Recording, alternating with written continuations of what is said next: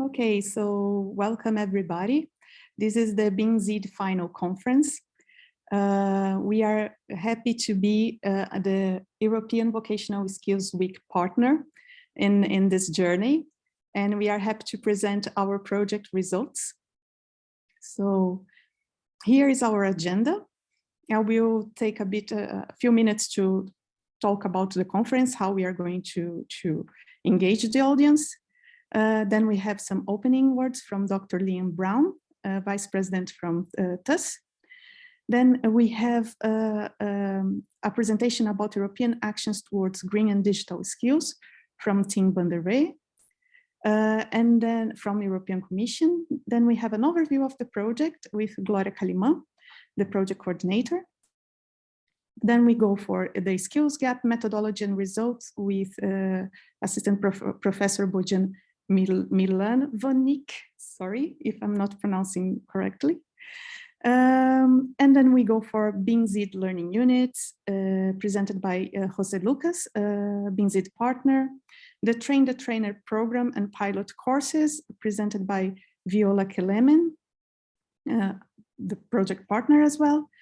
And how can you benefit from BIMzeED presented by Benny and McDonagh. Then we go for a roundtable discussion about the challenges and opportunities in BIMzeED with a question and answer from the audience, moderated by Seamus Honey from ITeC, and with participation of our BIMzeED trainer Barry Madigan from WWETB Vocational Center. Will join us the student Tommy Wickham and a project partner Ivana Burkara-Dunovic. And finally, I will close the meeting. So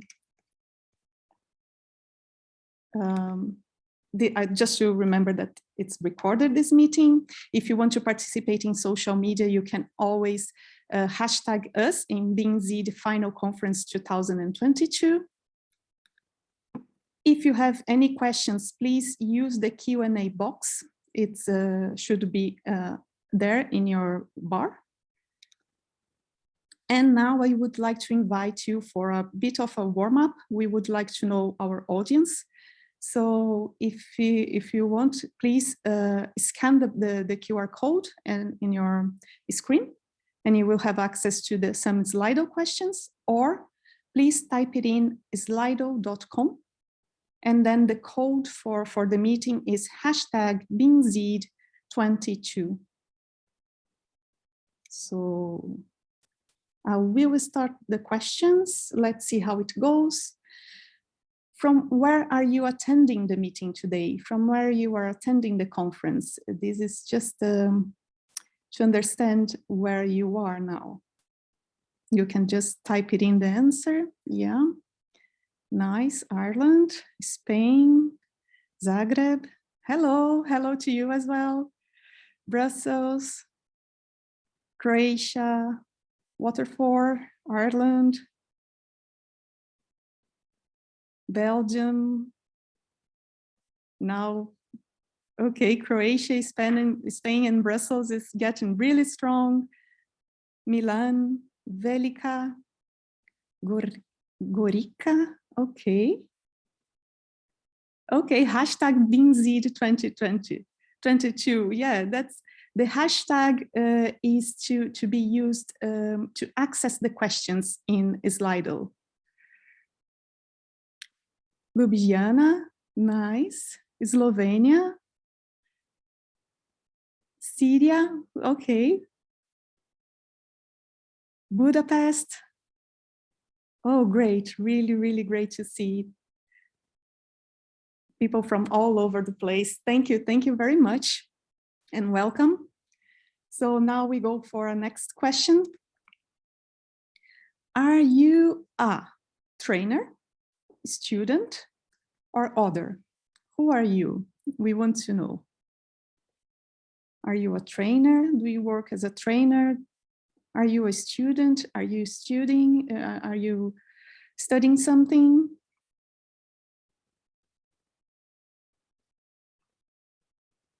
Okay.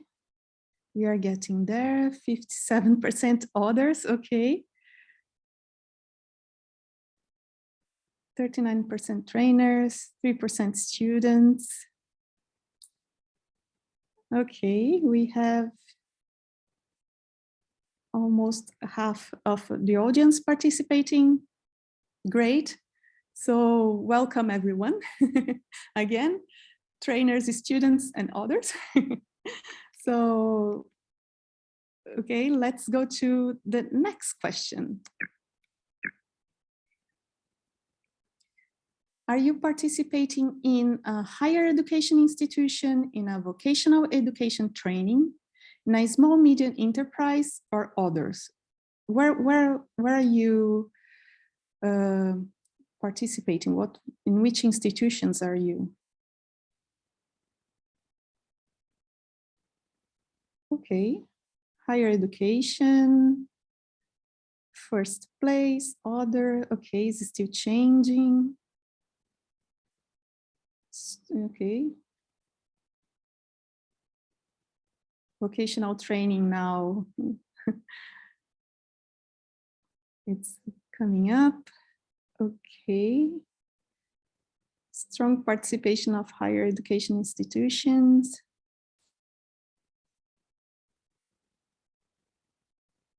Vocational training and SMEs. Okay, we have almost half of the audience. Okay, I think we, okay, one more response. Okay, I think we can go on. Thank you very much. It was really nice. Now, I would like to invite Dr. Liam Brown to give the opening words for the conference.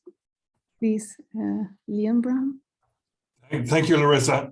And it's my absolute pleasure to be here today.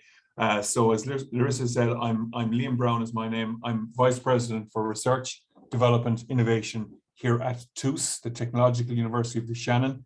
That's Ireland's third technological university that spans two regions of Ireland, so the Midwest and Midlands. And we have 6 campuses across those two regions, 4 counties throughout the country, and 14,000 students. That's the scale of what we do. But probably more importantly, it's the nature of what we do and the applied focus that we have in terms of getting involved in projects like this that make a real world difference. And I think I'd really like to thank the Commission for supporting this project in the first instance, and indeed all the agencies that we work with. And I'd like to congratulate all the partners involved in this project on a very, what we feel is a very successful project, along with the trainers and the students on their engagement and participation. Actually, we feel the greatest achievement in BIMzeED lies in successfully crossing over research and development into mainstream education, tailoring digital and green skills for higher education, apprentices and SMEs. And again, very impressed to see 17%, I think, was the final figure in terms of participation today in the audience. So it's great to see our SMEs involved and hearing some of the outcomes in today's conference.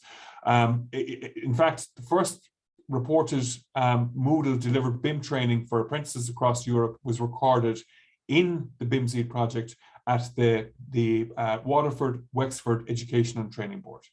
And again, we'll hear later on all about research-informed education. Bojan, so the Bojan Milovanovic, the BIMzeED partner from Zagreb, University of Zagreb, Faculty of Civil Engineering, where it binds the two disciplines and is crucial for innovation in meeting our climate action targets. And we know exactly how important that is, given the world that we currently find ourselves in. But the training benefits of BIMzeED are very evident, and you'll hear more about them throughout the course of the conference. But the important takeaway for audience members is that the e-learning platform will be maintained along with the website for 2 years after the project completion, ensuring that content is readily available for educators and students alike. So with that, Larissa, I'm going to hand back to you or to whoever's next in relation to the next stage. So thank you again for the time and opportunity to be here. Thank you very much, Liam. I will share my screen again. Can you see it? Yes, we can. Yes. Thanks, Larissa. Okay, so now I give the word to Tim van Heer. He is from DG Employment at the European Commission, and he will present the European actions towards green and digital skills. Tim? Yes, thank you very much, Larissa, and hello, everyone. Thank you for having me this afternoon to have a short opportunity to tell you what we're doing in Brussels in terms of working towards green and digital skills. It's quite a vast topic, but what I'm going to try to do today is not to present an exhaustive picture, but rather to guide you a bit along our main priorities. So if you go to the next slide and the actions that we do.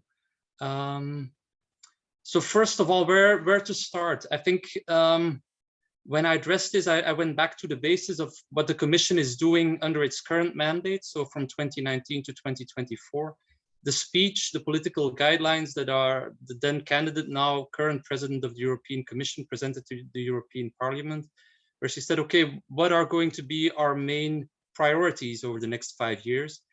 The main reason I put this up is not only to situate this project and these activities in our broader guidelines, but also just to show how prominent, in my view, the topics that BIMzeED is working on are in our political priorities.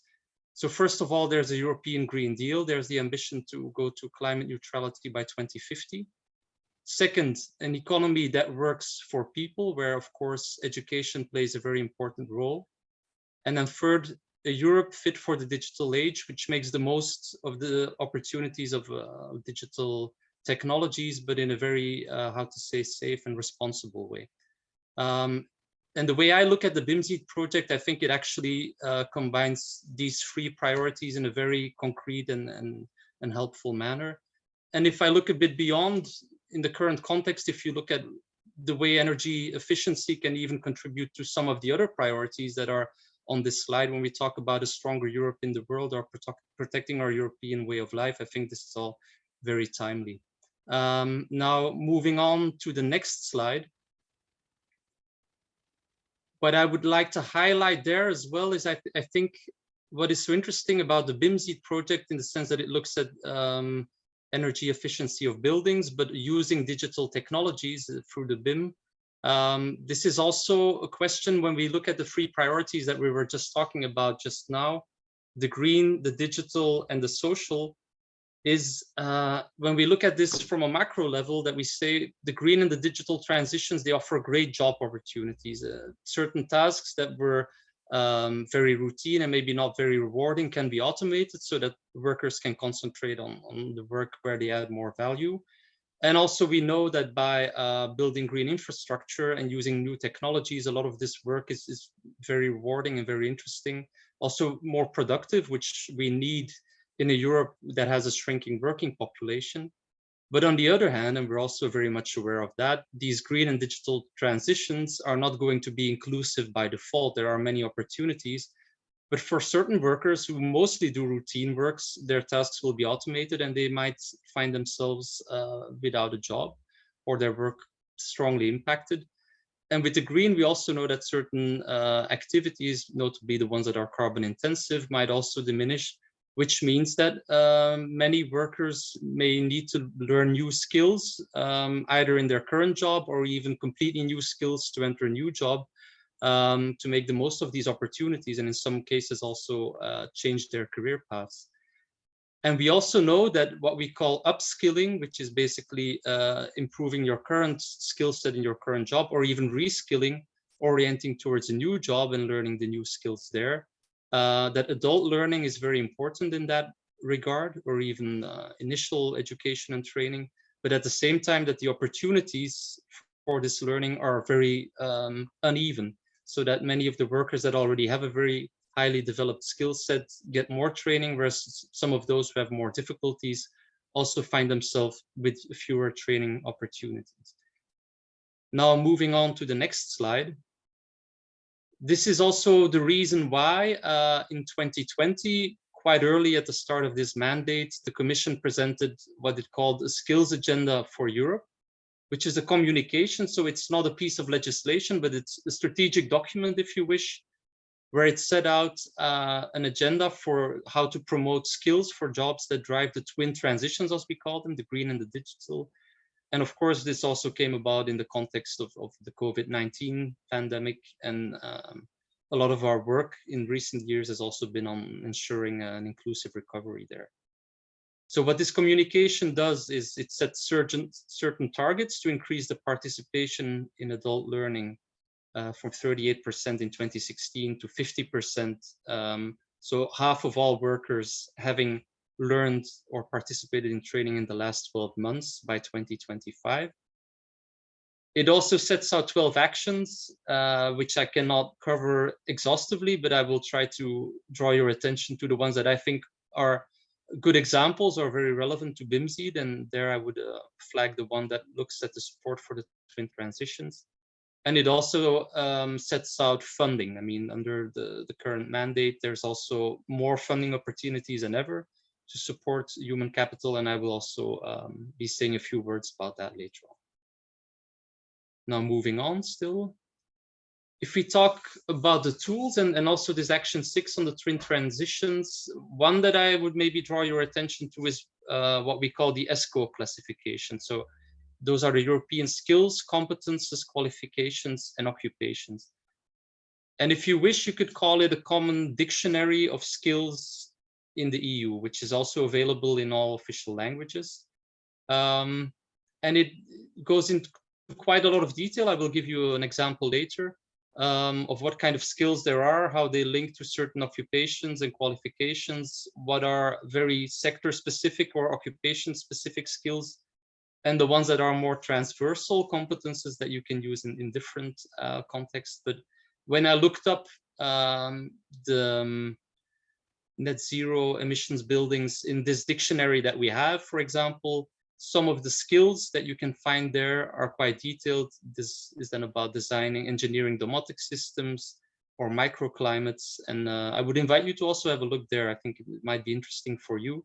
This is also something that is used by public employment services, for example, as a common dictionary and as a common reference point. Now, moving on, if you were to look up BIM in ESCO, you also would get, for the ones who are less familiar with it, a description of what it is, some alternative labels, but also links to certain occupations, for example, where they say, well, BIM we consider to be essential for architects, managers in mining, construction, and civil engineering machinery distribution. So as you can see, in some cases, it's quite granular. There is additional information, but this is just to give you an example of the kind of work we do in tools and skills to also promote this at the European level and have a certain amount of interoperability, if you would want to call it that way, at European level. Apart from the tools, a lot of the analytical work that we're doing on skills, what the Commission also tries to do, of course, a lot of the actions in skills are being done by member states, by training institutions at the local, at the regional level, by companies. But what we do try to do is promote a shared engagement model for skills development in Europe under the European Pact for Skills. And there, again, I wanted to show an example that I think can be highly relevant for you. Under this Skills Pact, there are certain common principles on skills development to which organizations can pledge themselves, and these can be from very small micro companies have committed themselves to training staff in certain aspects, but also larger scale commitments from what we call industrial ecosystems.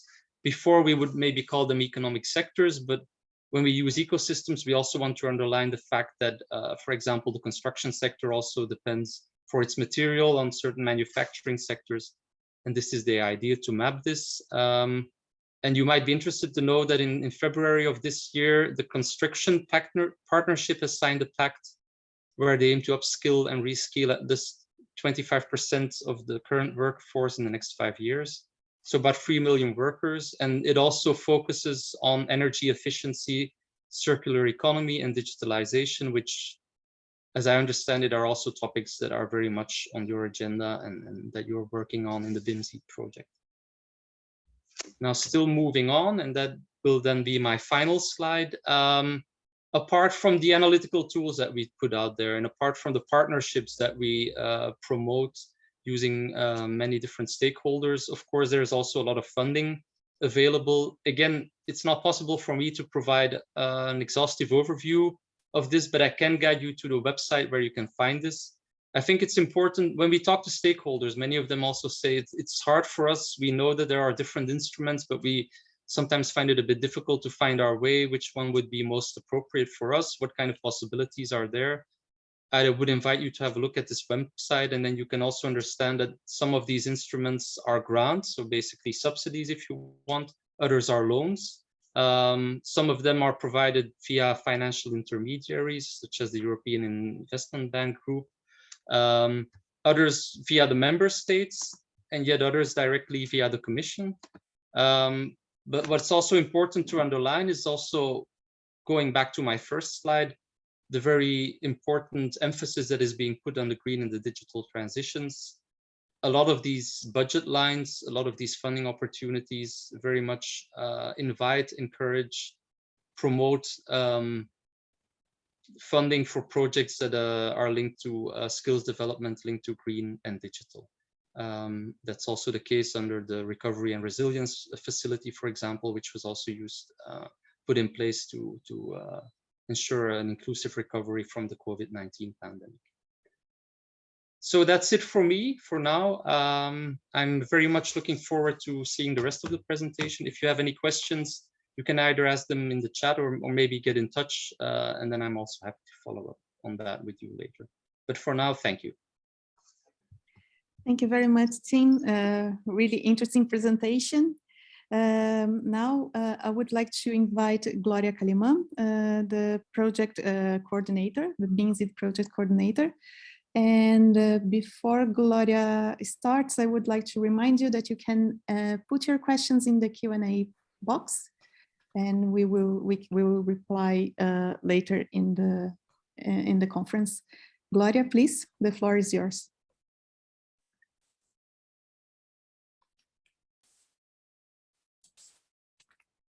Thank you, Larissa.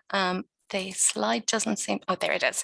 Thank you, Larissa. My name is Gloria, and I'm the project officer on BIMzeED, working for TUS, the Technological University of the Shannon, where the project lead on BIMzeED. I actually started with TUS and BIMzeED last August, and so I'm relatively new to the project. I would like to pay tribute to the hard work of my colleague, Elizabeth O'Brien, who oversaw the project since its inception. So to the slide, BIMzeED, as you can see, is education for zero energy building using building information modeling. It was funded through the Erasmus Plus program, for which we are very grateful. The journey of the BIMzeED project and BIMzeED team started in November 2018 and was set to run for 36 months. We gladly got an extension for 6 months, and here we are at project completion and final project conference. Of course, no one anticipated the impact of a global pandemic when this project started back at the end of 2018. 4 countries participated in the project: Ireland, Croatia, Spain, and Hungary. And we were joined by 9 partners from those 4 countries, and also the Architects Council of Europe. So over the intervening 3.5 years, a lot of work has been carried out behind the scenes, and 12 new learning units have been developed. The BIMzeED project addresses challenges by upskilling in an innovative and flexible way, not only the workforce in the areas of BIM and nZEB, but also the educators.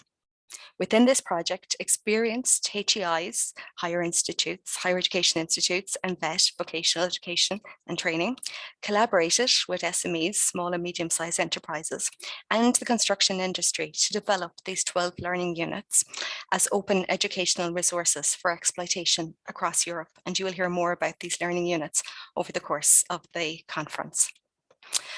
Crucially, over 100 people were trained in a Train the Trainer program, Again, you will hear more about that later. And over 400 people were trained from across VET, HEI, and small and medium-sized enterprises. An e-learning platform, Moodle, was established, and as Liam has said, will be available for the coming 2 years, containing all of the content of the learning units.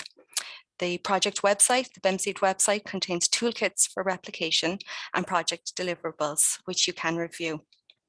I would like to take this opportunity to thank all of those involved in BIMzeED in every way over the last 3.5 years for their flexibility, agility, ongoing support, and ability to just get on with it during very trying times for project delivery. It is said that BIMzeED is where BIM meets nZEB, but the delivery of education and upskilling is the real measure of success, we believe, in the BIMzeED project. Again, as you will hear more about during the course of the next hour or so. The aim of BIMzeED was to improve the human capital basis or skills of the construction sector, working with HEIs and VET systems across Europe. The project focused on the training needs for the current and future construction industry, with the main purpose to encourage 1, better employability, 2, low carbon growth, 3, green and nZEB skills, and 4, increase in youth employment. The challenge of BIMzeED was to overcome skills mismatching and improve employability in the current European construction market by improving and extending the existing skills of trainers, lecturers, construction and architecture students, SMEs, site managers, craft workers, and other experienced construction cooperatives. To maximize the impact of BIMzeED in the long term, it is essential to further extend the use, implementation, and development of the BIMzeED outputs. Throughout the course of the last 3.5 years, the BIMzeED team created new educational content and resources to address critical knowledge and skills gaps in the field of building information modelling and near zero energy buildings. We have designed and developed in cooperation with research and development, industry, and SMEs these new educational trainings, upskilling to 2 key target groups, VET and HEI educators and trainers, and SME workers, existing students, and construction apprentices. The integration of SMEs and industry within the consortium, we believe, has helped strengthen employability, creativity, and new employment pathways in the construction sector across Europe. We would especially like to acknowledge the valuable contribution of the National Steering Group members across the 4 participating countries and the External Advisory Board members in the project. The results of BIMzeED, which you will hear over the course of the next hour, in line with the aims of the Erasmus funding, were firstly to identify the benefits, knowledge and skills gaps in digitalisation and nZEB within HEI, VET and the construction sector for each partner country. Secondly, to update the knowledge and skills of educators, trainers, students and SMEs in the digitalisation transformation of BIM to help achieve nZEB through the provision of specific new educational materials. Thirdly, to stimulate the development of new training and educational learning units in the fields of BIM and nZEB, which can be integrated into existing HEI and VET programs aligned to the European qualification framework. Fourthly, the transfer of knowledge of BIM and nZEB to existing workers to improve employability and to strengthen the competitiveness of the industry, and of course, to support in meeting our climate action targets. And finally, to strengthen the links between VET, HEI, R&D, industry, and SMEs using innovative digitalized energy efficiency technologies and installations, creating connected learning communities. Last but not least, the project has created, in addition to many other social media channels, a YouTube channel, which we invite you to subscribe to. The channel offers various playlists, of which one is the Train the Trainer videos, enabling anyone and everyone interested to watch and learn more about BIMzeED. It also contains videos about the student experience and link to other EU projects and initiatives on the topics of nZEB and BIM, and the YouTube channel will be there for an unlimited time. Thank you.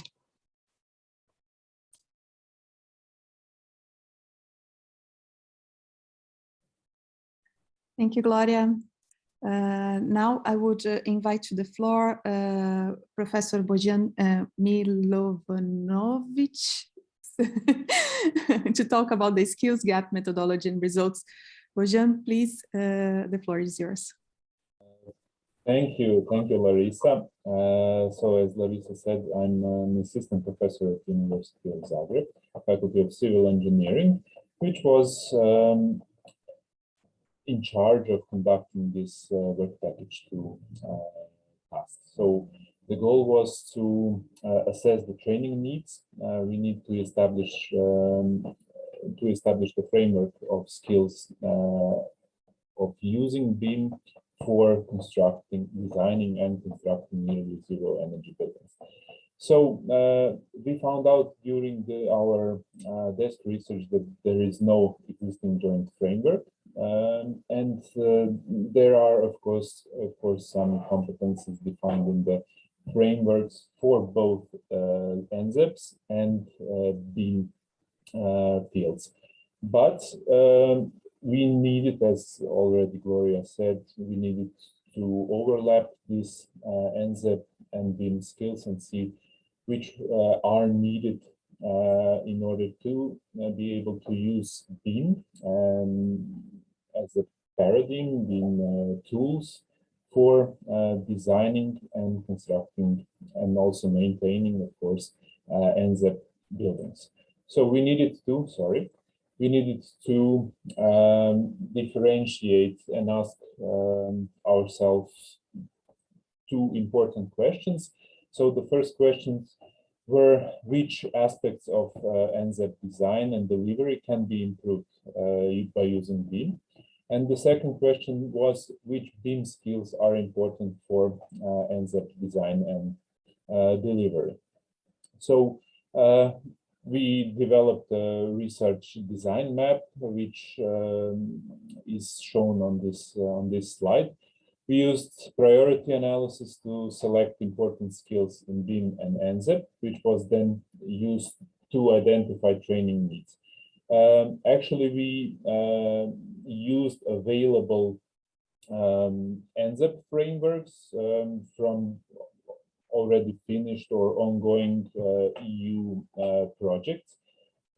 These were mainly Horizon projects like Prof project or Fit2nZEB project and some other projects. And we also used BIM framework, which was in most developed by Building Smart Australia.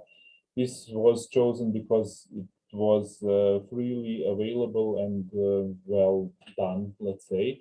So quite a good quality framework for in the field of BIM.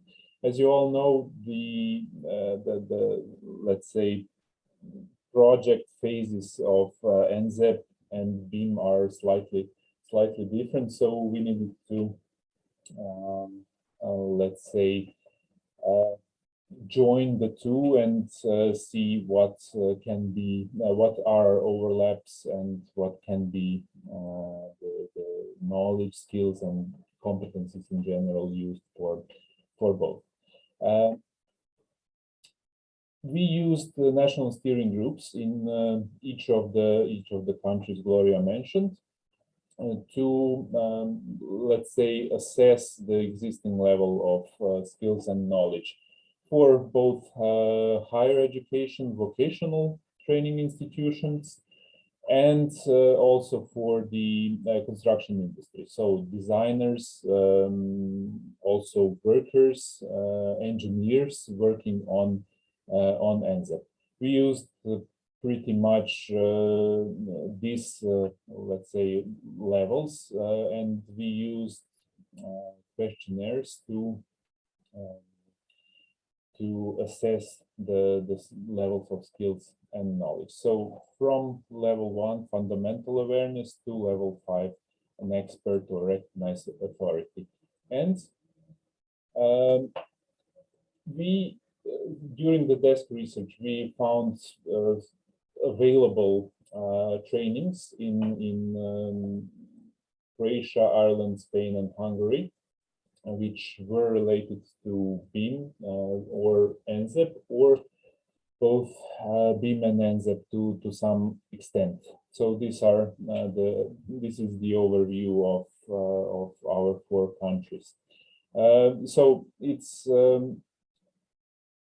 these are actually the trainings which are to some extent complete or not. We would say not complete to the level of what we were expecting at the beginning of the project. Also, we found out that in some countries like Spain, for example, BIM is well advanced, while on the other hand, nZEB is not so developed, let's say.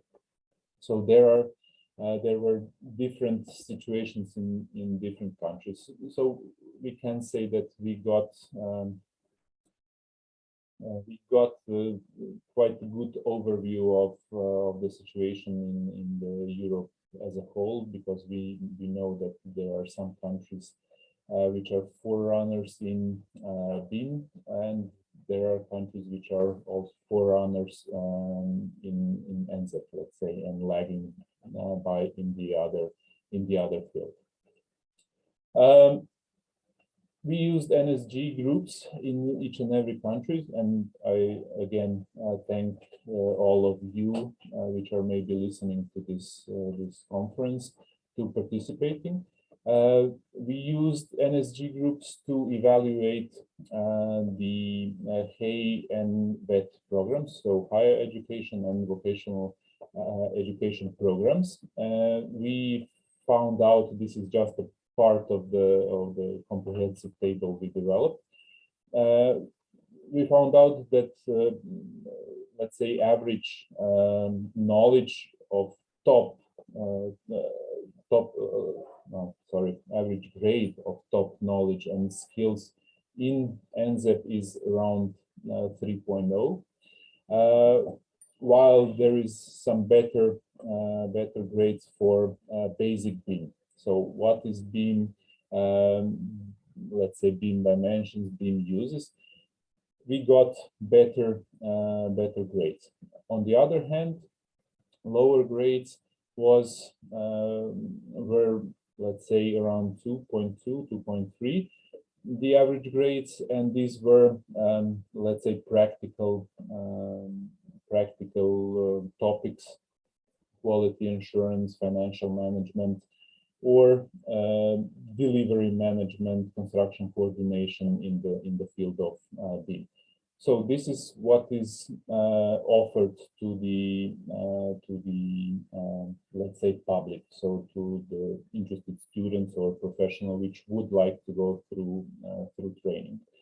Then we went and asked educators in higher education institutions and vocational training institutions to self-assess their own knowledge, and we got these grades, also around 3.5 for those skills which are the best, and let's say around 2.3 for the first graded competences. So there is let's say there is some room for definite improvement, but that's what we found out in let's say educational institutions. The next step was to assess current skills of the construction industry, both in the field of nZEB and in the field of BIM. We got some 237 responses from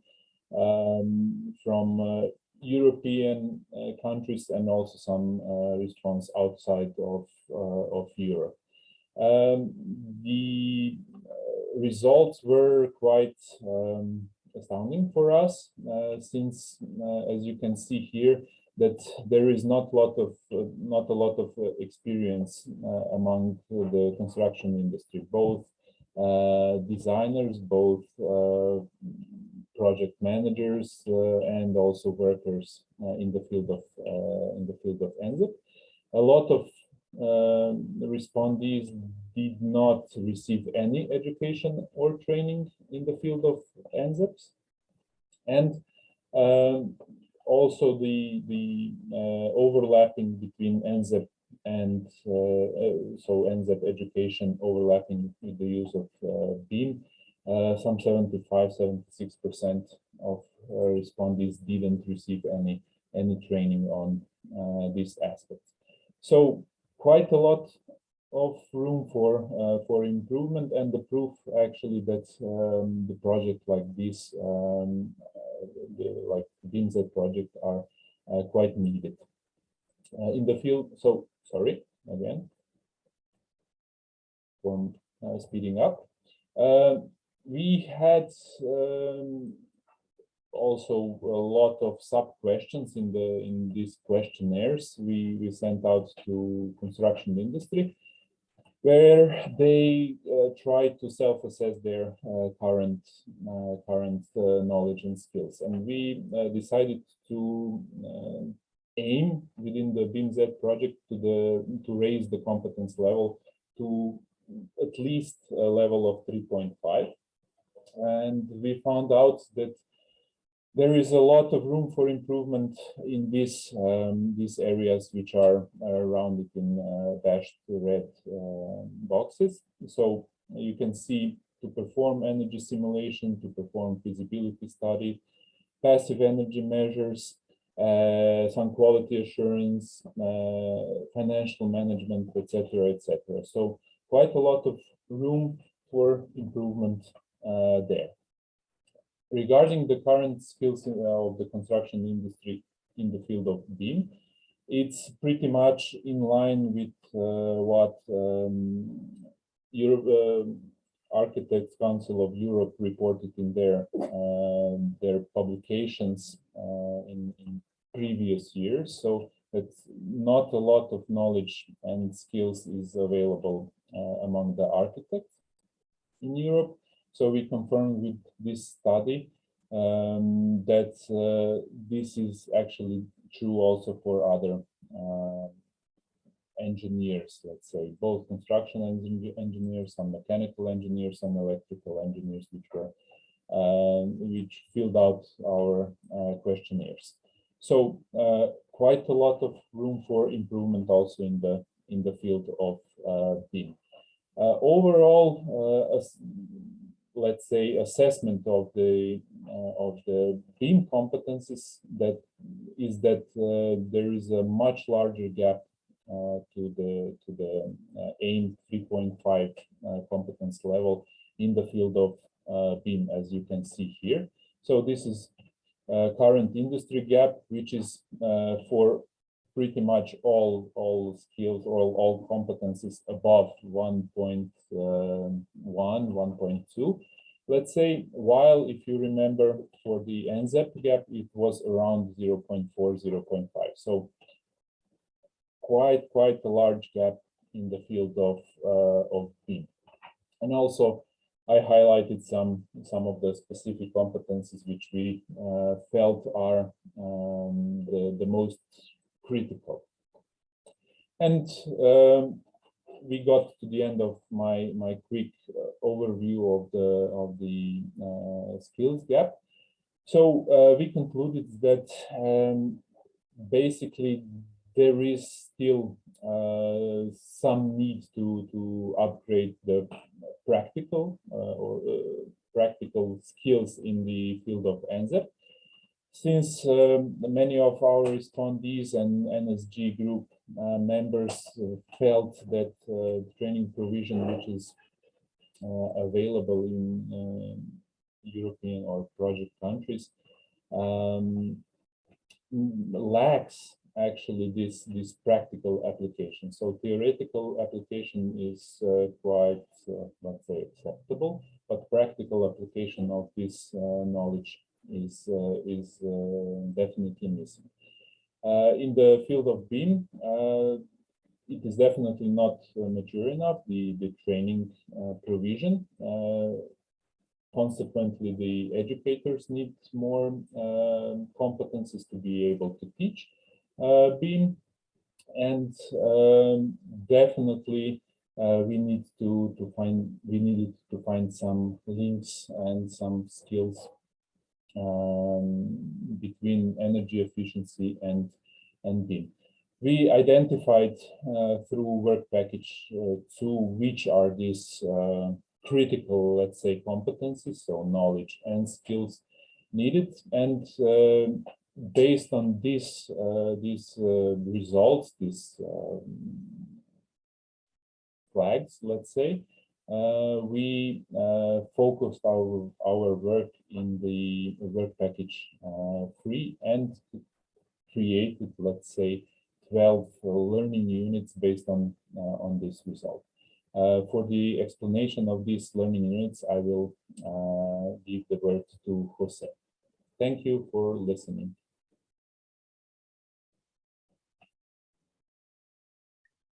Thank you very much, Bojan. So as Bojan said, I will give the floor to Jose Lucas. Jose? Yeah, thank you, Bojan and Larissa. As Larissa and Bojan said, let me introduce myself first. I'm Jose Lucas. I work for the Catalonia Institute of Construction Technology here in Spain, and we've been tasked to coordinate this work package where the learning units were made, following up all the work that Bojan and the University of Zagreb did in the previous work package. So basically our aim and the target for this was to develop the learning content, obviously following up the skills that we needed to upskill in BIM, in the BIM field and in the nZEB field, for all the agents and all the people involved in a construction sector. So we're talking about workers, architects, engineers, green building specialists, all these different professionals that work in that field. And that's why we wanted those 12 learning units to be at different UQF levels, so different entry of knowledge, different aspects to be taught. And that's why you will see throughout this section of the presentation that each learning unit will be assigned UQF level between 4 and 7. So that way you will be able to figure out if it's something more aimed for a blue collar or for people that it's working on the field. And then you will see also some learning units that are more focused on the architecture and the design and the engineering of nZEB building. So I'll start with learning unit 1. So this is the first of the 12 learning units. You will see here all the main points covered and all the different topics of this learning unit. This learning unit aims to give all tools and knowledge necessary to all project team members for BIM workflow generation and application. So it's based obviously following the different roles and responsibilities of the different construction team members, and gives the necessary documents and regulation to consider the BIM methodology application. So it's been here explained, as you see, as the main points covered. What's a BIM agreement, what's a build execution plan, a pre-BIM BIM execution plan and a post-BIM execution plan, and how the teams, the different agents and the different team members have to coordinate and collaborate between each other to ensure that this design and this construction goes to a good final result, right? So that's why you will see that the UQF here is an interval. It's not just for architects or just for engineers. It's also for workers, for building managers, for all the people involved in the project that should be collaborating to create a good design and a good building, in this case, in a good nZEB building. So you will see here in the next slide some examples of different slides of different presentations on those topics that we showed you. I showed you in the previous slide. So we are talking about obviously nZEB fundamentals, some collisions between nZEB and BIM, what's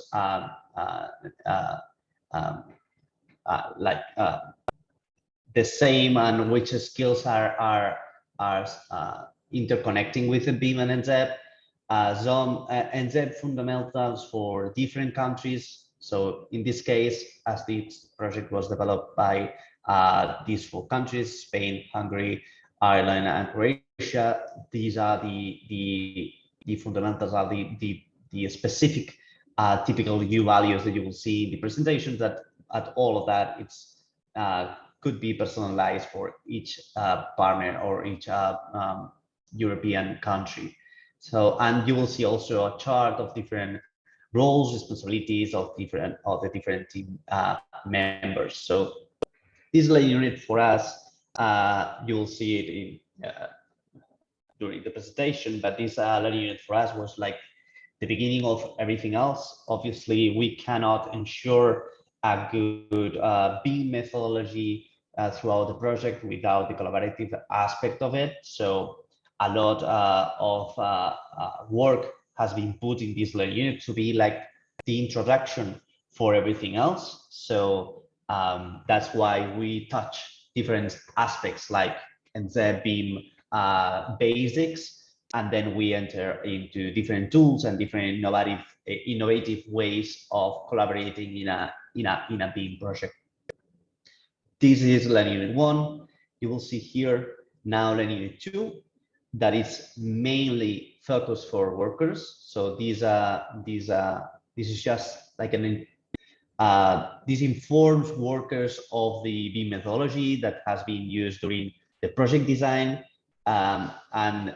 For this reason, digital communications using BIM tools on site between the design team and the construction team is essential to be taught in this learning unit. So basically in this learning unit, we try to aim obviously for explaining at least the big picture of the different legislations in EU level, but also national level, understand building physics, understand a little bit about systems and installations, so they know why that decision was made, and that should be the goal of everybody. The goal of this project that we are all managing is to achieve an nZEB building, and this is why this facade or this system is designed like that and not another way. So we thought that was really important to teach BIM and nZEB workers, so they have a new skill to develop and a new skill to offer to these new construction sites using BIM, right? So you'll see here all the topics explained in this learning unit, like how to navigate through a BIM model, through like IFC's viewers or similar tools. And the EQF level, you see it's lower than the previous one due to the fact that it's based on just the understanding of all the different aspects of being an nZEB building. Here in the following slide, you will see different examples of these learning units. You will see some tasks and some exercises using Navisworks. You will see also different tools to communicate, like Trello, for example. You will see here down a Trello template of how to use Trello to communicate with the design team, how to review a model in a BIM viewer. So different tools and different aspects that a worker should be going forward, knowing and upskilling to be able to make sure that the design and the aspects of that nZEB building are translated correctly into the construction site. Going through learning unit 3, 4, and 5, you will see that all 3 of them will be based on the realization and the commissioning of the building. This learning unit 3 is focused on the envelope and the airtightness. So we are talking here about the U values. We are talking here about different elements, how to design, how to create BIM objects suitable for nZEB design based on just envelope and airtightness. So you will see here a lot of different exercises regarding thermal bridges.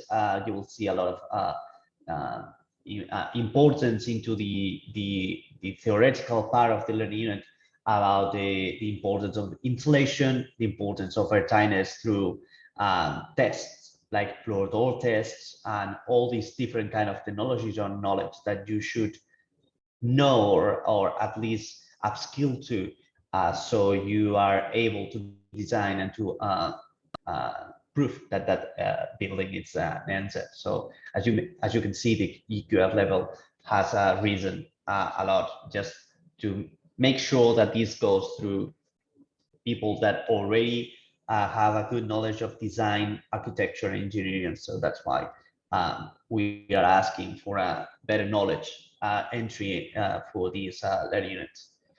Here you will see some different slides. As I said, these are some examples about thermal bridges in different sections, how to do beam objects for being able to design an nZEB building, the importance of the passive technologies, and obviously the insulation and the role of the envelope of the building. Following the same path and with the same aim, we are talking here about the building services and smart technologies. We needed to obviously separate those two learning units because it's a lot of information just for one learning unit, and also because sometimes the target or the user of this learning unit doesn't have to be the same person. The previous learning unit is more focused on an architecture and an engineer based on buildings and construction. Here we are talking more about engineering, installation, services, systems. So it's different knowledges. Obviously, they are compatible with each other, so they can be done all at once. So here you will see different systems, different BIMs, smart technologies, things like measures with sensors and all that. And you will see also lining systems, safety systems, all these knowledge base for you to be able to create beam objects also, like the previous learning unit, for these nZEB design to use them in a beam model. So here you will see some examples of slides talking about the illuminants, different projects that you will see throughout all the slides of these as an example, as I could practice exercises, different aspects of the systems, climate zones, really important in nZEB design. So to make a big picture of that, it's just going through the heating, cooling, and lining, all these systems involved in a building. Then we have learning unit 5, following the same role, the realization and commissioning role of an nZEB building. But here we are talking about quality assurance of that building. Basically, because this is something that could be done by workers also.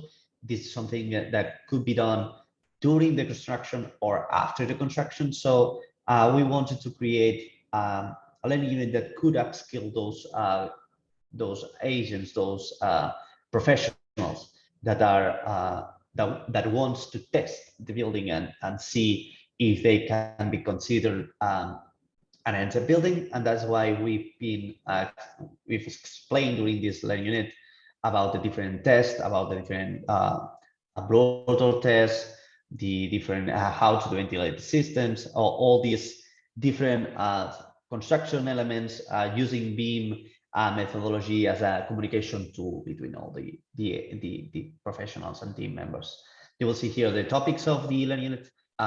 You will, in all the learning units that I'm explaining during this section, there's different videos, there's different exercises. So this is just the sections that we did of the same learning unit. And here you will see some examples. Obviously, we're talking about building regulations in different countries. We are talking about the U values. Also, we are talking about thermal breaches, but just in a different perspective, not as a designer, but as a quality assurance aspect of the building. Obviously, we are talking also about some aspects of circular economy and sustainability of materials. Here in Learning Unit 6, we will see different BIM model uses during construction to make sure that you know how to use a BIM model during the phase of the construction, not the design. So like conflicts analysis and clash detection simulation, different communication in with the different agents and the different team members from the construction site, and how to manage and how to optimize the construction through a digital twin design. So here these different topics as well, and here you'll see some different slides as an example of this learning unit, seeing like how models are needed and deliverables and as-builts, how they should be structured, the 3D coordination, really important in a construction site, not seeing system and structure designs colliding between each other, and detect them in a previous phase, in a design phase or before construction, and the different classification systems for all the objects and all the elements of a BIM model.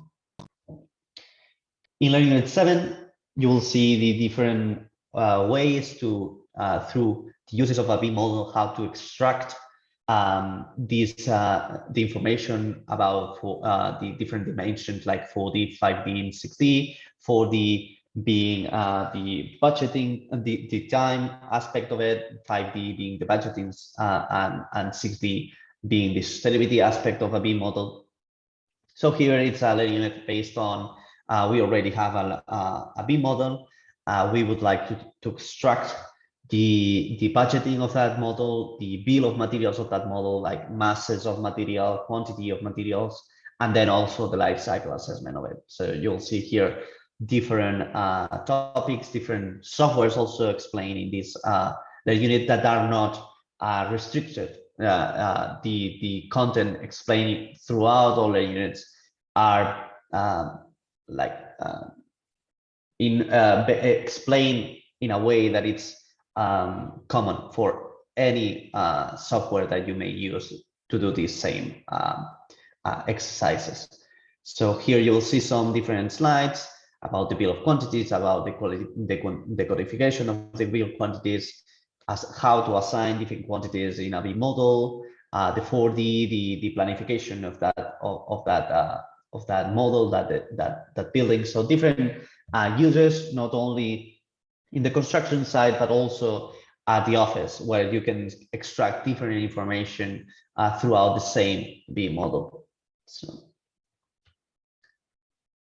this is one very important for us. This is how to standardize a model for nZEB design. So here we took advantage of different common data environment, collaborative environments, the ISO 19650, and different structures of data for the aim of nZEB building design.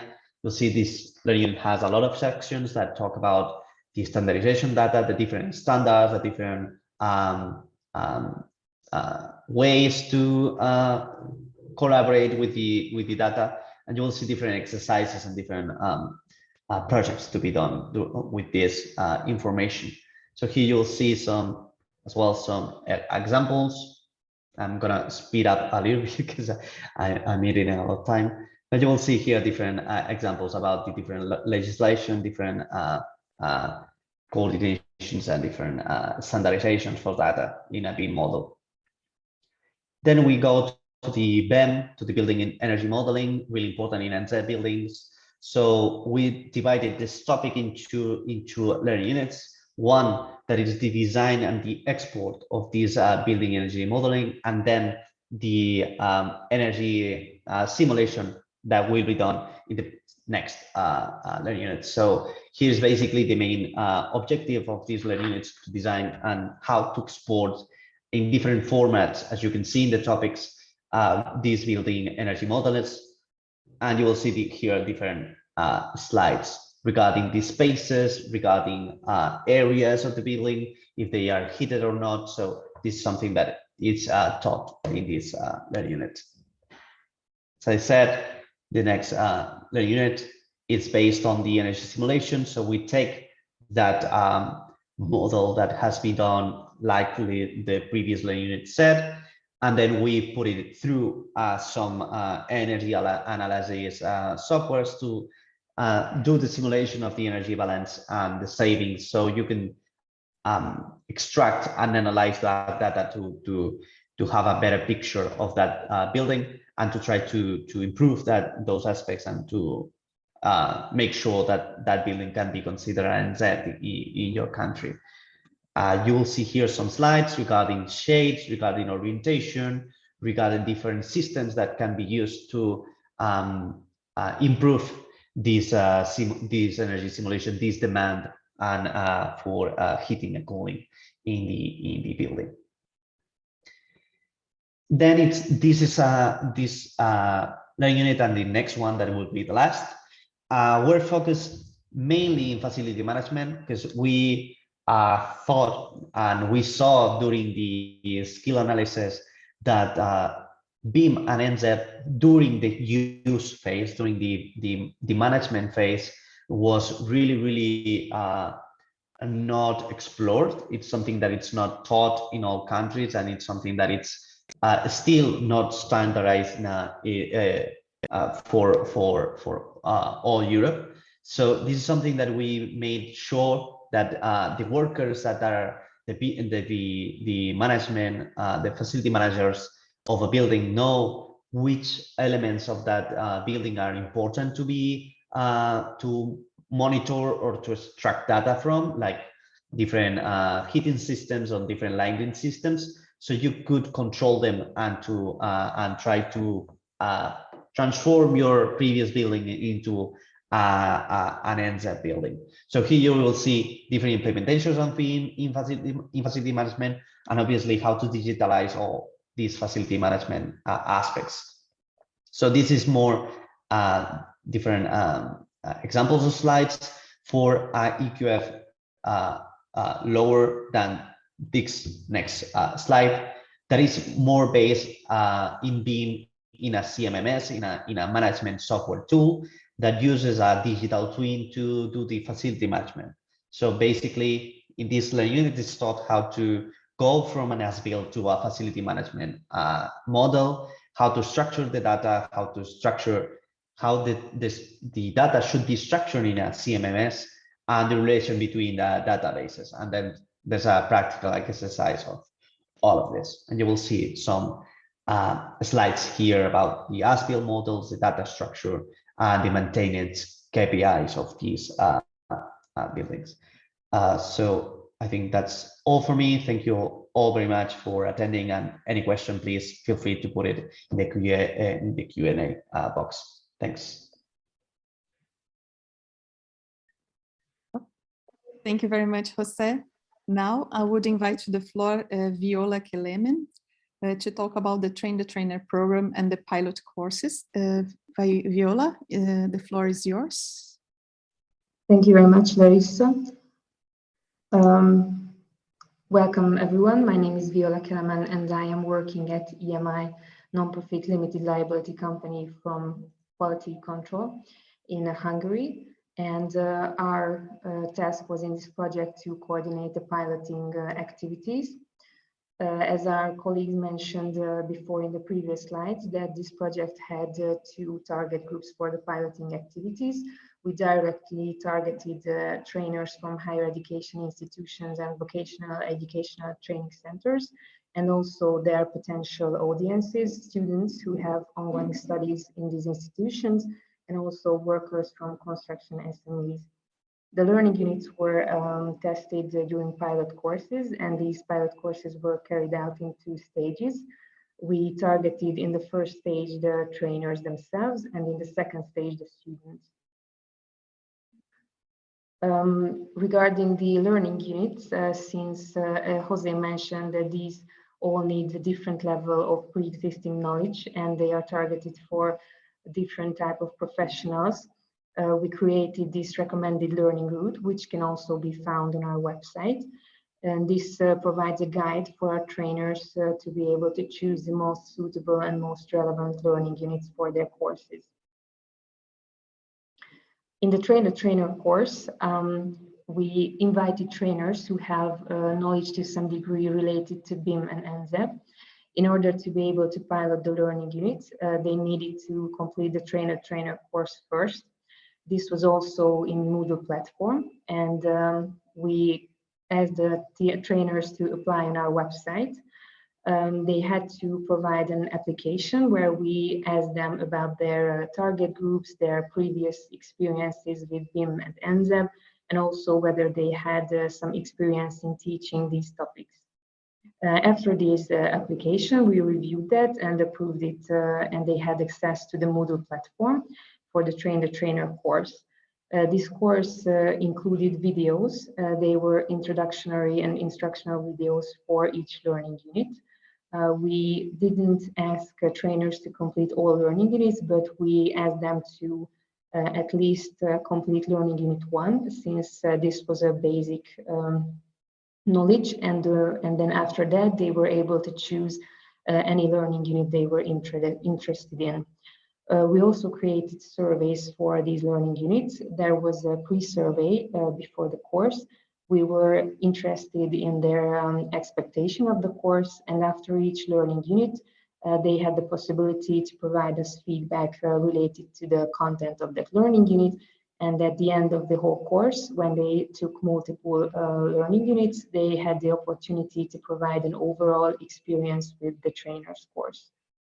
After someone completed the trainer's course in specific learning unit, we provided them access for the whole content and material of that learning unit. With the trainer course was very successful. We reached our target numbers, and we exceeded it also. We not only had trainers from the participating 4 partner countries, but we were very glad that we had some other trainers from other countries from Europe as well. We had trainers from Portugal, Italy, Bulgaria, the UK, and we covered all learning units. So these trainers courses was very successful. When we received their feedback, we started to analyze that. We collected many answers from different questions. I would like to just highlight a few of them. We were curious about their expectation, whether the course meets their expectation or not, whether they had anything particularly challenging, and would they recommend this training for their colleagues, or would they use it in their future in their professional life. So as you can see from these graphs, we received many positive answers, and most of our trainers was very satisfied with the whole course and would use these skills in their professional life in the future. For the second phase of the piloting activities, we targeted our students and SME workers. Since these learning units were intended to be piloted alongside existing courses, we needed students who have ongoing studies in higher education institutions or vocational education training centers. And we provided them access to the learning units in the Moodle platform, which they were already familiar with most of the time. On the other hand, for SME workers, we tried to pilot these courses as the standalone courses, also in the Moodle platform. We had some target numbers per country. We were planning to train 40 students, 20 apprentices, and 40 SME workers per country at least. The process for the piloting was that the trainers needed to select a learning unit of their interest, and then complete their registration on the Moodle platform and complete the trainer course in this selected learning unit. After that, they should select an existing relevant course and pilot this learning unit alongside that existing course. They should invite the students to also complete the registration in Moodle platform, and they can also complete the training. After this training, we also created feedback surveys where we targeted trainers and students also with different surveys. After the completion of a learning unit, the trainers had the opportunity to start over again and select another learning unit and also pilot that one. We were very curious whether they would like to integrate these learning units into an existing curricula, because the final aim of the project would be that these learning units would be integrated into existing trainings in the future, but also there's the possibility to teach these learning units as standalone courses. The results of the piloting courses were also very successful. We completed 25 pilot courses in the 4 partner countries. We covered all learning units and we trained more than 400 trainees. As you can see from these graphs, 40% of these 400 trainees were from SMEs, 40% from higher education institutions, and 20% from vocational education training centers. We covered all learning units, but as you can see here that we piloted learning unit 1 the most. The reason for that was that this was the first one which was available, and also this was the one that provides the basics of BIM and nZEB, and this learning unit is suitable for the most audiences. But we find it very successful that we were able to provide a pilot course for each learning unit. The evaluation and feedback, we created surveys for both the trainers and the students, as I mentioned before. The aim of these feedback surveys was to provide some information for us to be able to finalize and fine-tune and, if needed, modify the developed learning units. And these surveys provided the good basics for that. We had very different questions for students and trainers, and they were presented after all learning units. I would like to just show you a few of the results. We had questions whether they were satisfied with the content of the learning unit, whether it was well structured, was there a suitable mix of theory and practice, were they easy to follow, and do they think that it was the learning unit content was relevant to the objective? And you can see from the results that more than 90% of students were satisfied with the content, and they found the learning outcomes to be relevant. We had questions whether there were some topics that any of the students found challenging. You can see that there was more than 20% of the students who found some topics challenging. These questions in the surveys were not only yes or no or agree, disagree questions, but we also put emphasis on creating free text questions. For example, after the challenging topics question, the students who answered yes had the opportunity to provide us their exact free text answer, whether what was the topic they found challenging. So in analyzing this feedback, we put great emphasis on using this feedback and creating the better and final learning material, which would be very high quality and would answer the demands of the industry. Thank you very much. Thank you very much, Viola. And now I would invite to the floor Benny. Benny, hi, let me just give you the control here. Yes, the floor is yours, Benny. Okay, thank you. Hi, everybody. My name is Benny McDonagh. I work at ITeC. I've been involved in the BIMzeED project for about 1.5 years now, and been a very positive experience. So what I'm going to talk to you today about are basically the benefits of BIM and nZEB for everybody, how the Moodle works. I'll just give a quick overview of how to register, navigate the portal of Moodle, and what Moodle can do for you.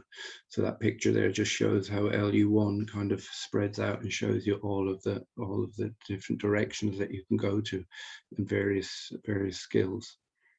So what the benefits of BIM will give you in the future, it reduces skills mismatching, and it creates a collaboration between everybody. It closes the gap of and kind of interconnects BIM and nZEB together in the sector, in our HEIs, in our ETBs, and across all of our countries. I won't go into too much because I know this has been spoken a little bit about before. So it does improve the employability and the actual knowledge of people in the market, all of these different workers. It helps the industry through like upskilling and the education to kind of be able to have more technical knowledge where required, be innovative where they can look at kind of a digitalization of a building at design stage and maybe come up with new ideas and changes, and transfer this knowledge between everybody, not just in the EU countries, but like globally as well. Sorry, just went too far there. Sorry, I'll go back one. So also what the benefits of this project and the content will improves the understanding of this, and how the training kind of areas can be improved upon, and how this content can help in curriculums and to the actual workers on site. It will strengthen the links between various different stakeholders in the construction industry, and trying these things out, finding ways forward and the best way to do these things. And it'll strengthen employability of teaching and kind of between SMEs and training areas. So what BIM actually can do in the digitalization world is improve in the communication between all parts of the team, from design to build to operate, even to facilities management, as Jose said, and disassembly, so you can look at the whole life of a building and the life cycle and the carbon emissions and the energy efficiency, but across the board, from design to the end of life of the building. And this will be helped through the content and accessing the Moodle platform. But we've gone through this quick, so it basically means that every person in the area of construction, from the training, teaching, to the delivery, to the build on site, and can all be integrated and to speak together and collaborate together. So I won't go into this slide too much. We've spoken about it before. So how, now we've gone into the mechanics of Moodle, so we're going into that. So at the moment, the Moodle site can be accessed through this link here, or the QR code.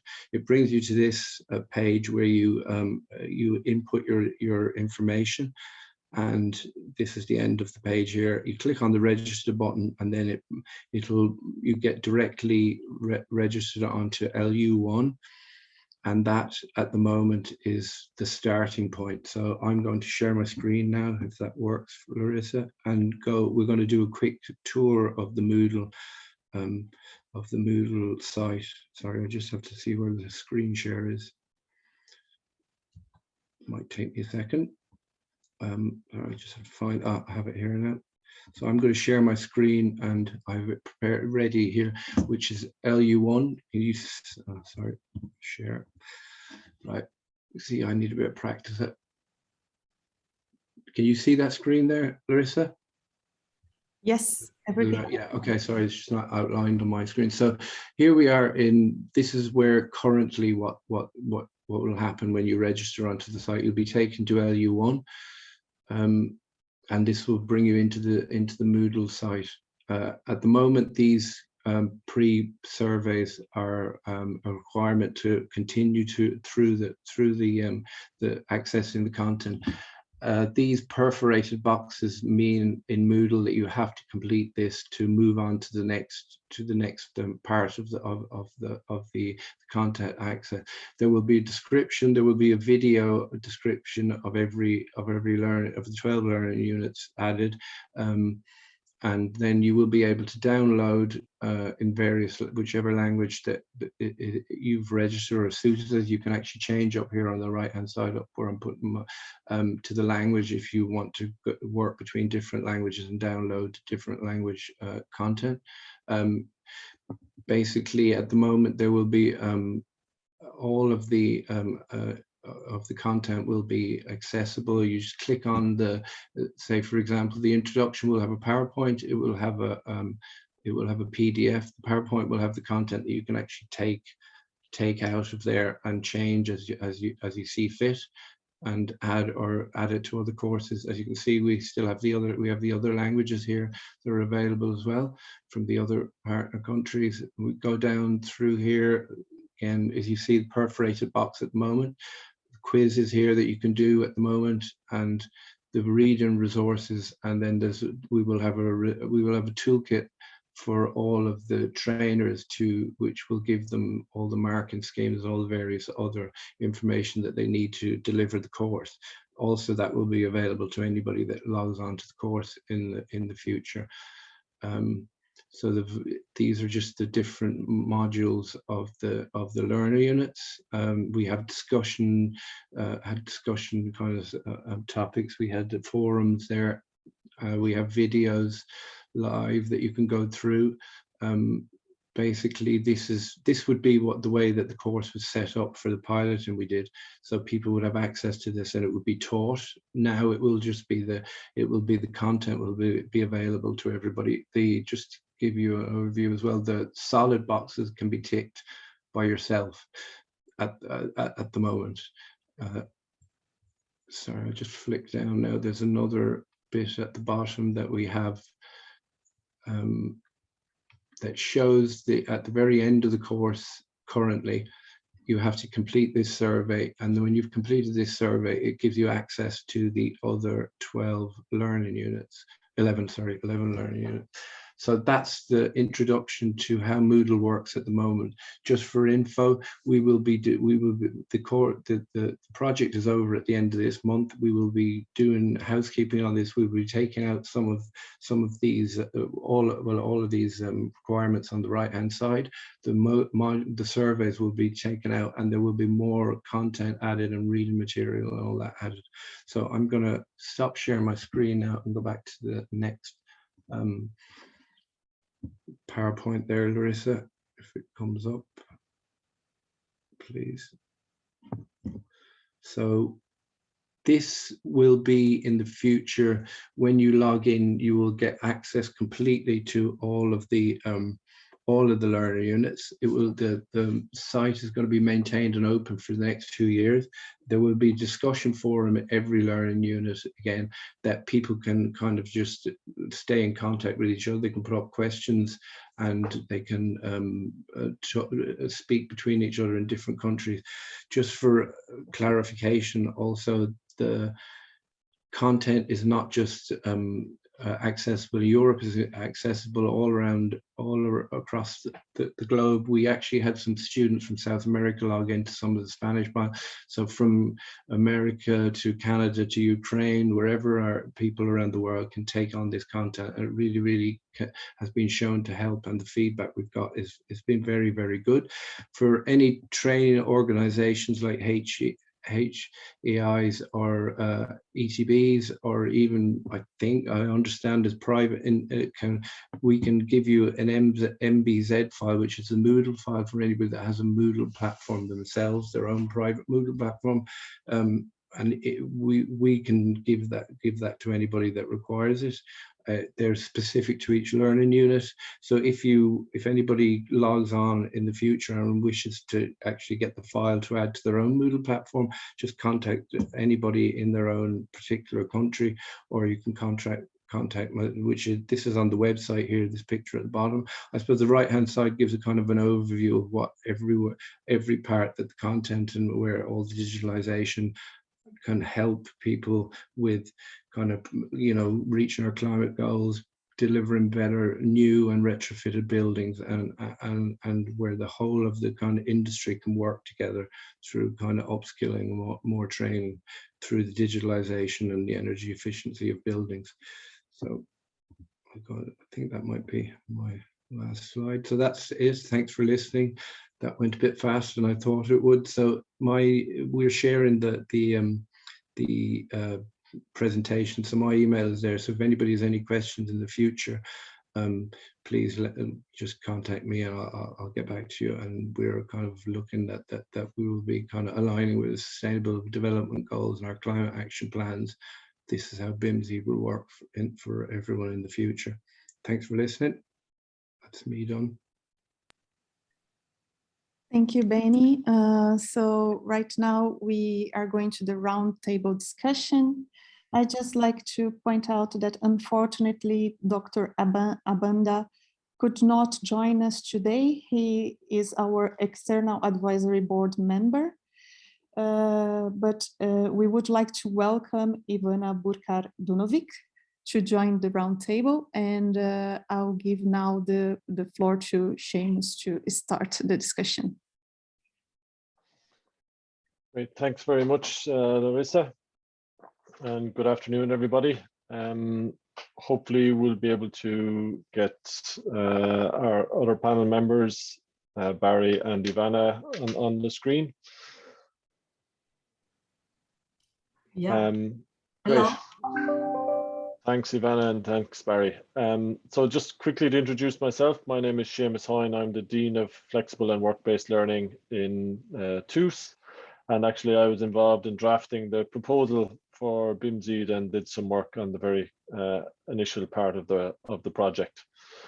So very interesting presentations and discussions today, but just to introduce our panel quickly. So we're joined by Barry Madigan. He's a trainer in Waterford Wexford's ETB, and he was also involved in piloting, excuse me, some of the learning units. So we'll hear from Barry in a few minutes. And as Larissa mentioned, Ivana has thankfully jumped into the hot seat at the last minute. Unfortunately, one of our panel members had a family emergency this morning, so Ivana has stepped in. And Ivana previously worked in the University of Zagreb and is currently working with Subnetco, which is a research-based project management consultancy company. And we were also due to be joined by a student, Tommy Wickham. I'm not sure if Tommy has been able to join us. Tommy is an apprentice student working as an apprenticeship plasterer, but he's actually working on site at the moment. And I'm sure is very busy. Hopefully will join us, but if not, I suppose it does highlight one of the challenges for construction workers in engaging with learning and education, that his primary job today is to get his work done on site, and he maybe couldn't get away to join us. So I suppose I'm going to start with you, Barry, with a couple of questions. We have about 20 minutes, and if we get through these questions, we'll try and get some questions from the Q&A forum as well. So I suppose, Barry, maybe just to start with you, like as a trainer, what was it about the BIMzeED project that most interested you? Really was in 2019, we all got trained up in certificate and trained in nZEB, and that lasted, we done it with yourselves in TUS there. And it just seemed like the next step to amalgamate the two of them together between BIM and nZEB to show the different trades that might be interested in it. So we gradually introduced what's involved to them. So I initially done train the trainer, and then we tried to get a group of apprentices together. So there was actually 15 apprentice plasterers were coming in. My background is in plastering. So we actually got them involved in it and they signed up for it. So we done learning unit 1, 2 and 5 with them. We actually scaled it down a little bit, so because time is not on our side here in the ETBs. We only have 20 weeks to work with apprentices. So we have to try to concentrate on their own training first and then bring the BIMzeED into it as well. So any opportunity we got, we brought into the classroom or to the media room to get them involved in the BIMzeED. Okay, very good. So we can see that progression there from having done your own professional development, then you're able to see the opportunities and the need to bring that into the apprenticeship training that you were doing. Yeah. I suppose Barry, like you're at the coal face in terms of training the new construction workers. What are the challenges that you face as a trainer in keeping up to date with kind of the changing policies and the regulations and the technologies and the systems? I suppose time would be the biggest factor, Seamus. Getting time to really keep up to date with the things. As dealing with apprentices, obviously the apprenticeship, they have to learn their own specific trade first. So obviously things are changing by the week, not the days. So we probably have to look at maybe adding more tutors to nZEB and BIM, maybe to keep up to speed, because it's very difficult to do the two of them, because you need to, we're behind because of COVID on getting the numbers out through apprenticeships in the ETBs at the moment, particularly in plumbing, electric and carpentry. So it's all about getting up to speed with the new technologies and getting more time to do it, and maybe just leave trainers on their own just to learn about BIMzeED and nZEB. Okay, very good, Barry. So I suppose that is an important topic, and probably one that's reflective across Europe, where particularly for craft workers, apprentices, across Europe, because of COVID, that hands-on, that practical training has been very difficult. So in many countries, and we know certainly from the Irish situation, we have a backlog in the system of apprenticeships and apprenticeship completion. So again, that's the challenge. The priority at the moment for the construction sector is to make sure we get those construction workers out there. Yeah. So maybe Ivana, to move to you. You've had great involvement in the project to date, and I suppose we're involved in piloting some of the learning units. And I suppose maybe from your assessment now externally looking in, what impact do you think BIMzeED has had or can have in terms of upskilling the construction sector? Yeah, thank you for the question. Yes, I was actually in the project through literally all phases, from the research part, from the development of the learning units and piloting. And now I'm looking at it from the other perspective. I'm looking at it from SME that tries to actually use this material to educate my own employees. And this is actually a very good resource of knowledge. In my opinion, using the BIMzeED platform, one can actually go from the beginner to the let's say skilled and advanced user of BIM, and I think it will have a great impact on the construction sector once it will be in use. It's actually good, very good opinions, and from the people that are actually were involved in piloting. The more people will know about the BIMzeED platform, the better impact we will have on the construction industry. Yeah. Okay, very good. Thank you, Vanna. I suppose that is an ask that we would have from ourselves, the project partners, to the participants today, for those that are in attendance, to make sure to spread the word and let people know that the resources are available, and they have been developed with support from the European Commission by experts in the field as a mix between educators and industry. So we want them to be used and not to just sit. I suppose maybe that leads me on. I suppose one of the challenges, and it's a similar question that I asked to Barry, is that like the BIM and IT in the construction sector is changing so rapidly. You're now on the SME side. looking back into the education sector, what advice can you give back into to us as educators to make sure our graduates from our programs have the skills and knowledge before they enter the workforce? I found the most difficult in education process is implementing the knowledge, because this is actually the very important transfer from looking at something, knowing how to do it, and actually do it. So what would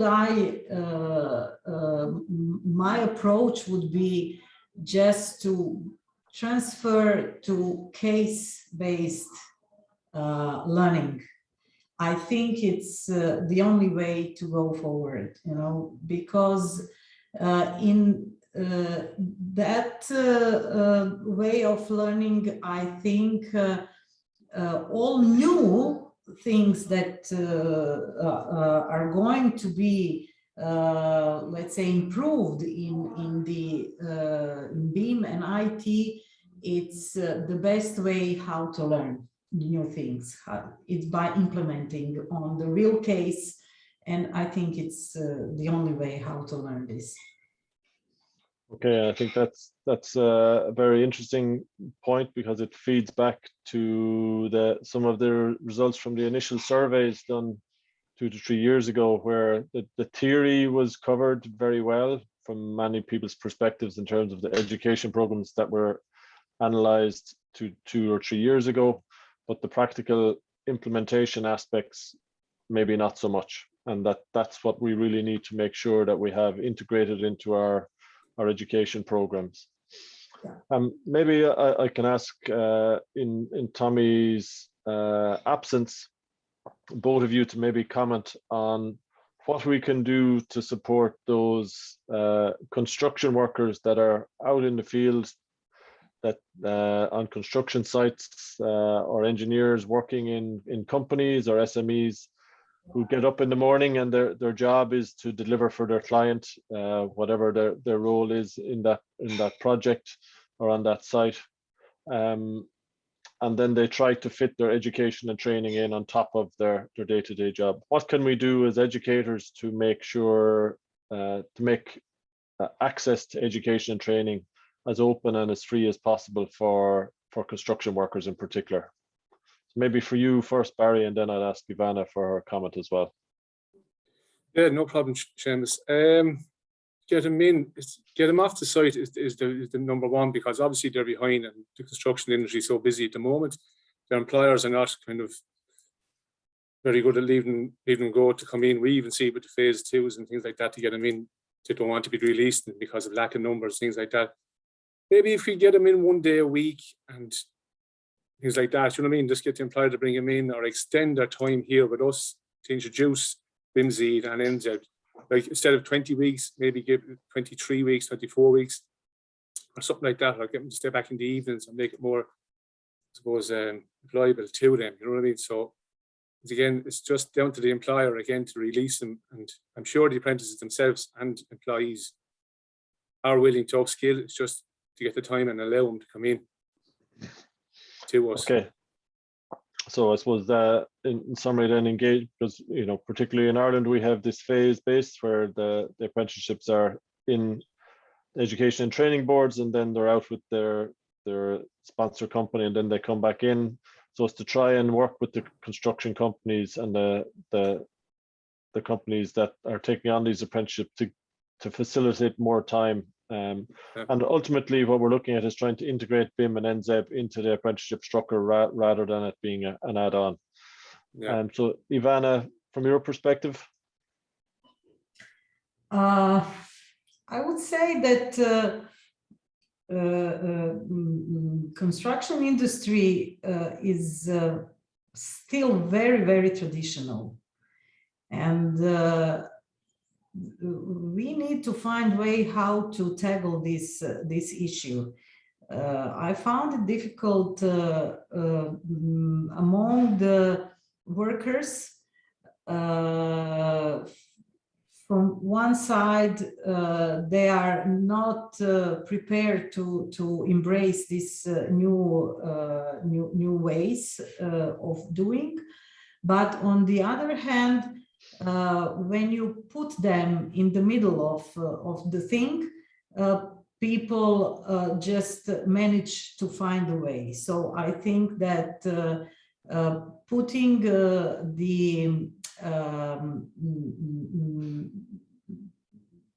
I would not say making people to do BIM, but making it as a priority, it would actually become some kind of boost to implement and to integrate BIM in the work. You know, just to put them, say, okay, now you have these tools, and we will make you. We will educate you, and then you have no other way to do it. It's just the way how in my opinion it's going to be going to work. Yeah, because otherwise it will take too long, in my opinion. Just yeah. Okay, so clear prioritization of these topics within the education and training system. And you know, we often hear comparisons with, for example, health and safety legislation that came in where training was absolutely required in that space, and it's a legal requirement. So probably lessons to be learned from that space. There's some very interesting questions have been posted on the Q&A question answer board, and a lot of them have been answered. And I'd ask, you know, invite people to have a look at those and see the answers that have been given. One that I'm maybe going to ask Bojan to come in on was one that was asked about. Do we think that the profile of the professions that answered the questions has changed since COVID? I think it's fair to say that we did the surveys pre-COVID. We haven't done follow-up surveys to see have there been any changes, but I see, Bojan, you had some comments there on that. Maybe it could be useful to feed in, and if any other of our speakers from today want to comment on that question, do they feel COVID has a change in the construction sector? Thanks, Bojan. Yeah, I think it did. Many companies and many people just use the opportunity to go through trainings, in my opinion. Especially with this, both fields are so dynamic. So BIM is quite dynamic, and change in 3 years is quite huge in the field of BIM. So definitely, especially in Croatia, I believe in other European countries, people went through training.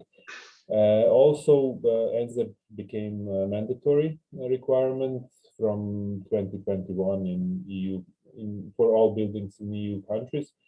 So I believe a lot of engineers, architects went through training, especially designers. The other thing is the construction engineers, so people leading construction on sites. I don't think many of them went through training, at least as I see it in Croatia, because there is quite a big gap with those people. So basically, there are definitely improvements.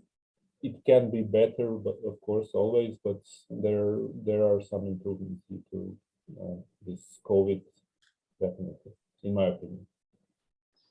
Great, thanks, Bojan. And importantly, Tim van Rij from the Commission shared a very useful link which shows the statistics on adult learning, which did show a decrease in 2020, and people can look and analyze that data themselves to see.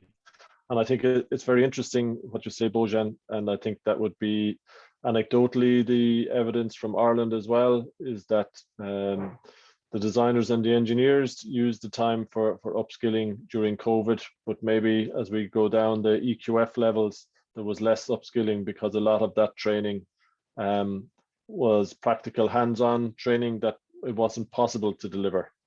So the pivoting into the digital online delivery was a challenge. A couple of other questions that have come in that I will just mention and answer. Some questions have been, is it possible to use the content in hybrid delivery? And I suppose absolutely would be the comment there. That the resources are there available for use both in pure online format, but also, and I think Barry would have been an example when he was talking about it there. They were bringing the students into the classroom, using the resources in a face-to-face teaching environment, but the students then had the resources available for themselves to use. I think that's a fair reflection, Barry, is it? Yeah, with Moodle and that. So anytime when they register on Moodle, that they were able to use it anytime they wanted to use the discussion forum and things like that. It was a bit of a challenge at the start with Moodle, but with the help of my colleague Keith Byrne and different people, we got it up and running. And once they got familiar with it, then they were quite happy to use it and things like that. So as I said, we used to with a blended learning between the two of them. So we just used the time was available. So I would agree that it could be done that way. Great, thanks, Barry. And I suppose just a broader question, and maybe this is to you, Gloria, as the project coordinator. Just in terms of, I suppose, the next steps, as you mentioned, the project is coming to an end.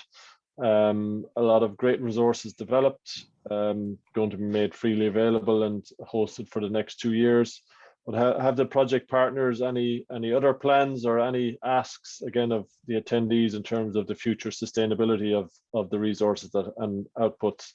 I think also maybe to mention that there's lots of other reports that have been produced by the project that are available on the project website. So again, for people to go to the project website, not just for learning content, but actually the results of the research that has been done. Okay, thanks, Seamus. Just a couple of things.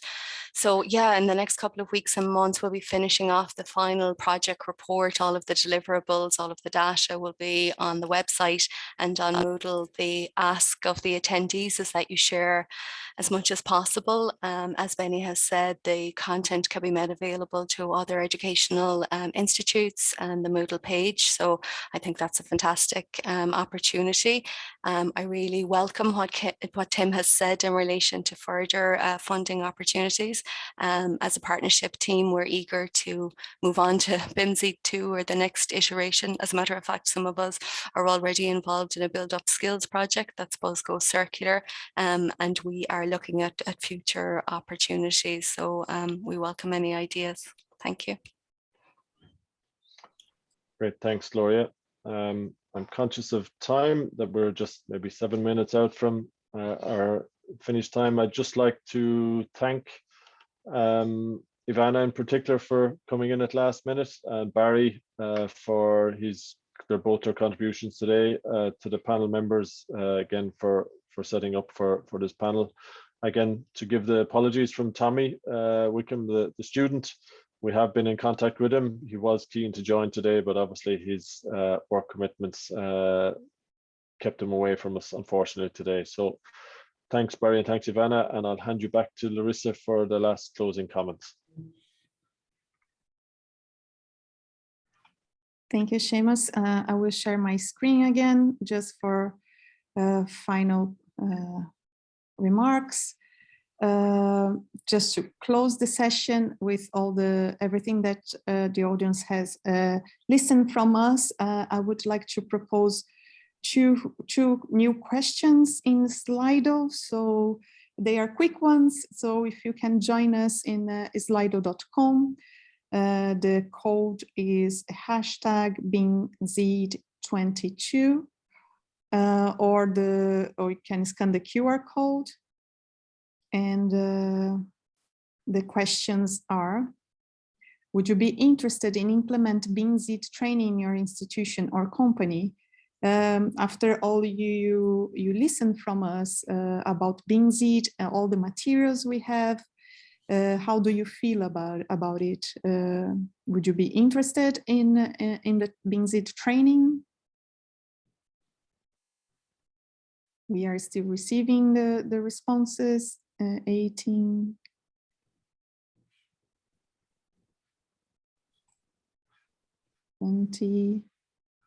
Okay. Okay. Well, it's a really great result. Thank you. A lot of people saying yes to our training. Thank you very much.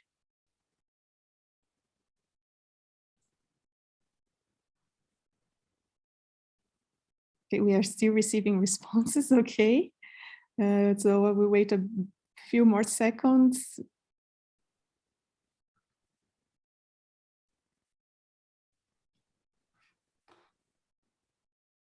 Okay, thank you very much. This is a yes. And then the second question. Would you be interested in taking BIMzeED training courses? So would you take one of our modules? How do you feel about it? Would you like to know more?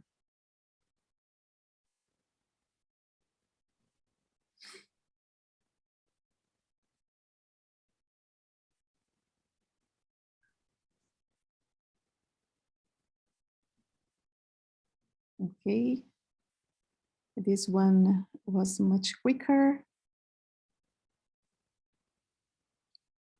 87% saying yes.